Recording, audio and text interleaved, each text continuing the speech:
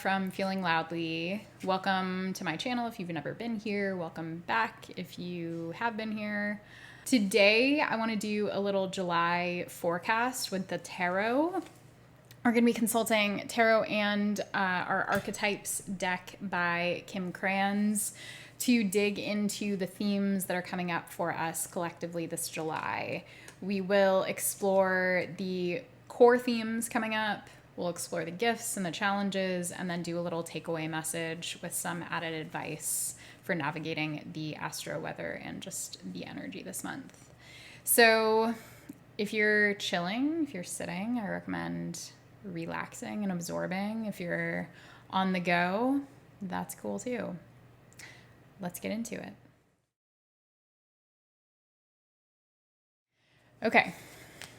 So first, I'm using the Cosmic Slumber Tarot, which is by Tillie, Walden, and we're going to be exploring what the main themes are in the month of July that are coming up for us collectively. So what are the main themes that are coming up for us in the month of July? Let's get 3 cards, please. Okay. So we have the Two of Pentacles coming up first. The Two of Pentacles is a card of balance. It's a card of often juggling priorities, sometimes competing priorities, where we're having to try to find a way to fit everything in and carry everything at once. And so this month you might be feeling a little bit pressed to kind of get everything done. You might be carrying 2 big responsibilities like work and home life, or 2 relationships, or trying to find a way to kind of make ends meet literally with finances. So for a lot of us, it's sort of a balancing act this month, and needing to simultaneously figure out how to fit in care for ourselves, how to take care of our bodies, how to feed ourselves, etc. We just might be feeling the area might be feeling a little sticky for us this month, trying to fit it all in. And second up, we have the Queen of Torches, or the Queen of Wands, which is a pretty powerhouse figure in the tarot. The Queen of Wands is very confident. In this deck in particular, the Queen looks a little bit angry to me. She looks a little bit fiery and ferocious. And so you might be noticing anger bubbling up as you attempt to kind of carry all of the stuff that you have to do. It might be feeling overwhelming. I just had cards drop out of my lap as I said that. So you might be feeling like you're sort of dropping the ball at times. And it's going to be important to remind yourself that you're just one human. And as humans in this world, adult humans in this world, we're often expected to carry the energetic, and not just energetic load, but the responsibility of what multiple people would ideally be doing. And so if you're in that position, it's going to be important to come back to center and to remind yourself that you're just one human, and that not being able to do it all doesn't mean that you are not enough. I'm going to fetch the cards, and then we'll come back to card 3. Okay, we're back. Our third card is the Sun in reverse. So when we see the Sun upright, we're often experiencing some degree of warmth, joy, illumination. There's a sense of confidence and vibrancy and even celebration at times. When we see the Sun in reverse, sometimes it's a sense of being discouraged or feeling like our light has sort of gone out. And so I'm coming back to the message that we just hit on, which is, you might just be taking on too much, and you might need to give yourself a break to recharge and to come back and to find that light, to find that motivation, to come back to the why that inspires you to do the things that you have to do. I think a lot of us are tired these days. I think a lot of us are overwhelmed, and it's particularly important for us to literally get sun if we're able to. If you live in a place that's sunny right now, going outside, letting the sun hit your skin, letting yourself absorb the nutrients from the sun, letting yourself feel recharged from the energy of the sun is going to help us to turn that back around. Okay, so that's kind of the general energy. It's feeling a little stressful, to be honest, but I'm sure there are many gifts ahead. So let's tap in and see what else is in store for us. Let's get what gifts are available to us in the month of July. So we have, interesting. Let's get a couple more. Those are it. So first up, we have the Seven of Swords. So with the Seven of Swords, I'm getting the sense that some of us could actually be retreating from a conflict that didn't serve us. We could be retreating from a situation that felt fuzzy, that maybe felt a little bit deceptive or a little bit manipulative. For many of us, this is going to be related to work. For many of us, this is going to be related to just relationships in general. You could be having someone from your past come back around. We are approaching Venus retrograde, and so that is something that can happen during Venus retrograde periods. And this year, July 22nd is the first day of Venus retrograde, and it's stretching all the way through September. And the shadow is going to last into early October.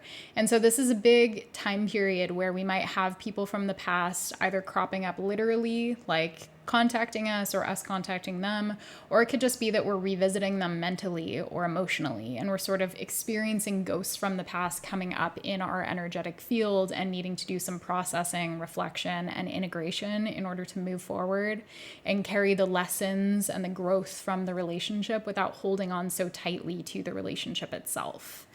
And so for a lot of us, that means that we're actually going to be saying no to reconnecting with people that maybe we had unsafe relationships with, or just relationships that were not aligned with the path that we're taking in our lives. And it's really important for us to exercise that no first with ourselves and then with another person if necessary. And for a lot of us, this might not be so like dramatic or like played out relationally. It might just be a matter of unfollowing someone or muting someone, or deciding that you're no longer going to cyber stalk your ex or check up on them.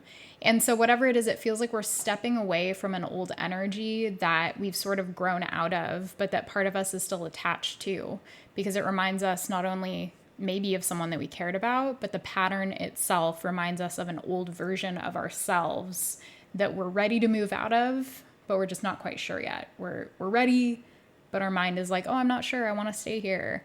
But we really are ready to move forward. And the next card up is the Emperor, which is a really powerful card in the tarot with major arcana. This is connected to Aries.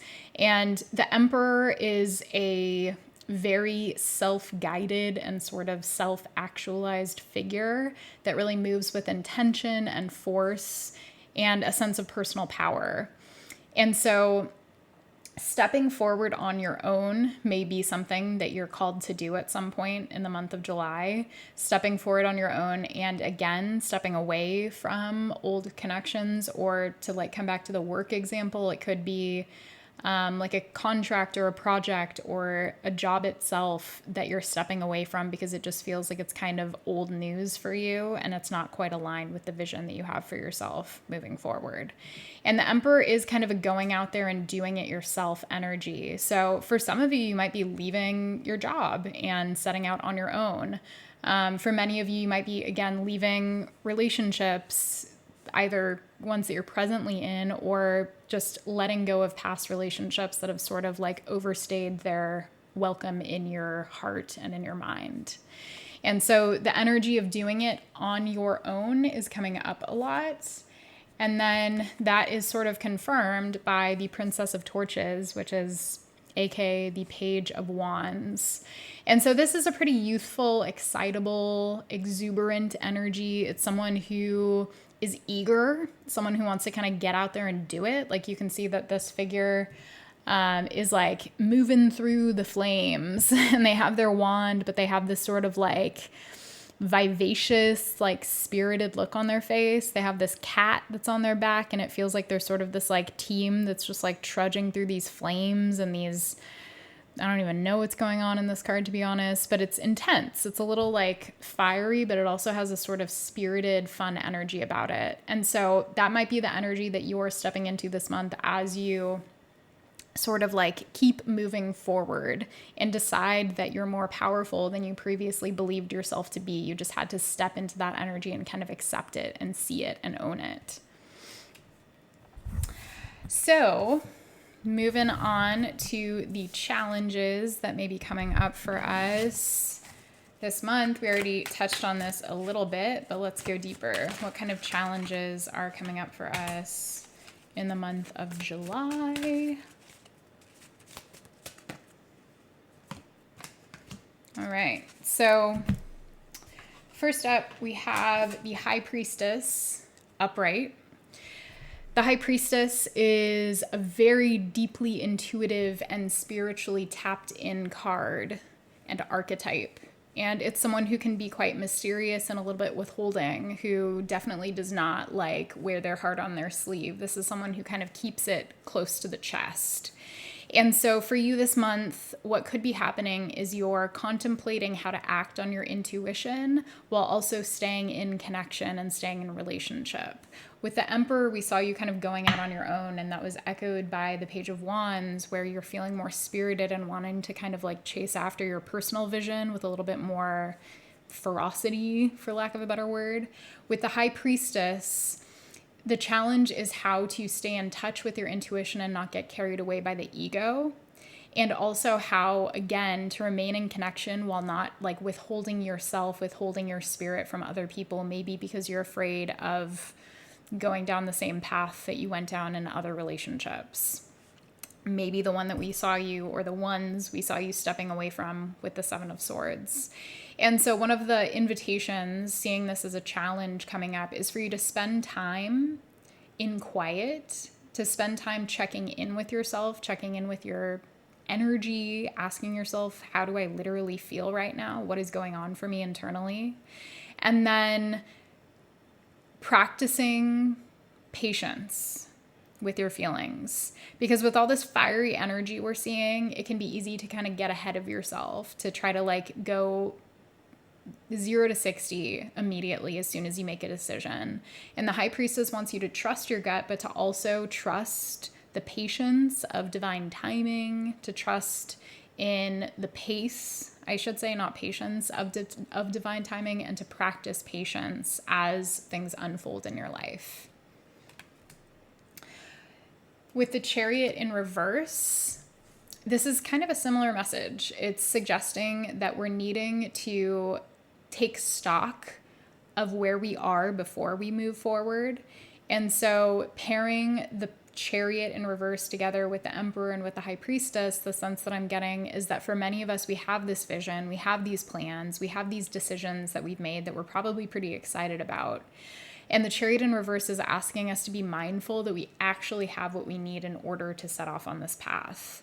So this could look like avoiding making spontaneous, potentially reckless decisions just because you're really excited about something. Let's say you are considering going off on your own and you want to like quit your job and start a business. Or let's say you are thinking about ending a current relationship that you're in, and that would require you guys moving out or getting a divorce or going through some type of extensive like process. You're going to need to do a check-in with yourself before you take that first step forward to actually ask yourself, do I have what I need in order to move forward?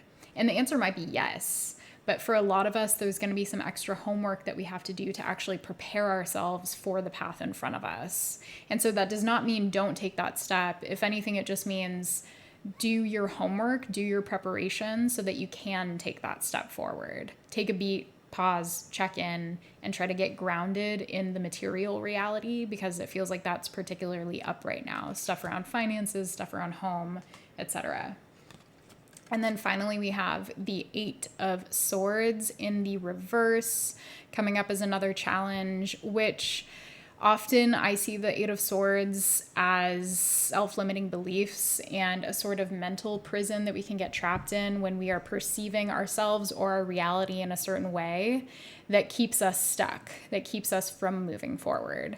And so part of the check-in process that we might need to be doing as we set off on our path, as we prepare, is checking in and asking ourselves what beliefs or what ideas about self are getting in our way. How are we maybe cutting ourselves off before we begin, or sabotaging our success before we begin by visualizing ourselves failing, or by visualizing or describing ourselves, talking to ourselves as if we are a failure, as if we are less than, as if we are not enough.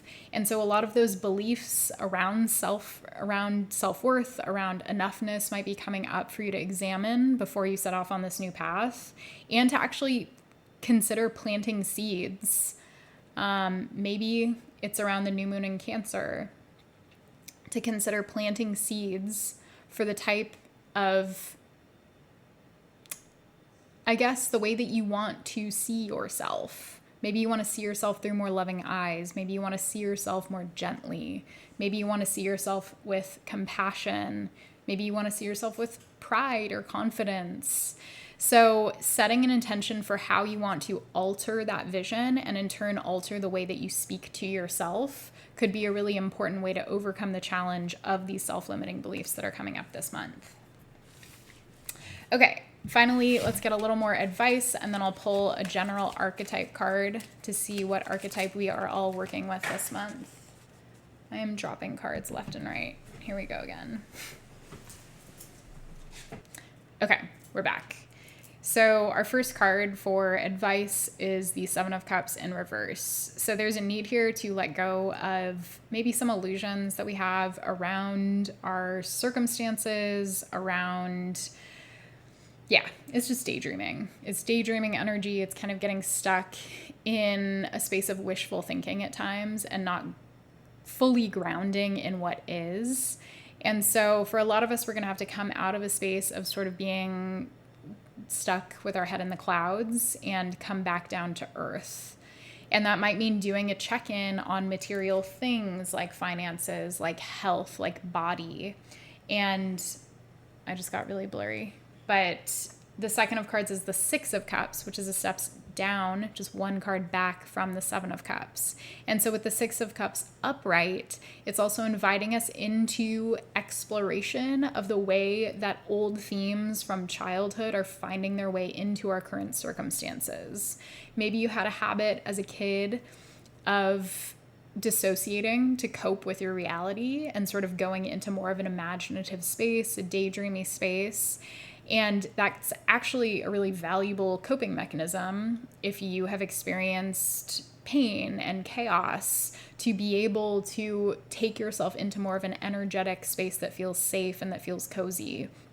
But at times, if we don't develop other coping mechanisms to support us during difficult times, it can lead to us dissociating from reality and then making choices that are not totally grounded in reality. And so the call here is to take stock of maybe the old stories, the old experiences that are filtering into the present, and ask yourself if there's a younger version of you who needs some care, who needs some attention. And if so, how you can do that for them. How you can show up for your inner child, how you can show up for the little you that may feel sort of spun out, confused, overwhelmed when there's so much change happening around them. And this change, I want to come back and kind of clarify that I know I'm talking about some big changes for a lot of people, but for many, it's not going to be big changes. It's going to be more like daily little changes, shifts in relationships, shifts in work, shifts in the way that you view yourself, subtle changes. But for some of you, it might be big changes. And so whatever that brings up for you, whatever old beliefs about yourself, again, and old storylines, old fears come up, see what that younger, more vulnerable version of you is needing in order to feel safe. Okay, finally, let's see what our archetype collectively is for the month of July. I had a feeling it was going to be this card. The archetype for the month of July is the vessel. And so we're thinking about the body. We're thinking about the way that we care for the body, the way that we care for this meat suit that we exist in for our entire lives. This is the only thing that we have from start to finish, our bodies, literally. Our bodies in this life are really the only things that we possess. And so all of this talk about material reality, that starts with the body. When you think about what I have, that starts with the body. And so paying chief focus to our bodies, to what they need, tuning into their messages, tuning into their desires is going to be a really important step in navigating the month of July with as much, I guess, grace as we possibly can. And so coming back to the idea from the Chariot earlier, the Chariot in reverse, checking in before we move forward, that's partly going to be a message about checking in with our bodies and making sure we feel okay. Do we need more water? Do we need more rest? Do we need to eat? Do we need to breathe? Do we need to take our supplements? Do we need to turn off the overhead lights because they're terrible, and turn on a lamp or turn on candlelight at night, put our phones away? All of these check-ins are going to really be supportive always, but particularly this month, particularly if you're feeling like you're pretty caught in the mind, or if you're feeling overwhelmed by emotion. Come back to the body, see what it needs. Okay, that's all I have. I hope this is helpful. Feel free to comment below. Please do like and subscribe if you are not already subscribed. I will be back with more pick a card reading soon. And if you'd like a personal reading, you can find a link to book and check out my current offerings in the description. Thank you, and I hope you have a safe and beautiful July.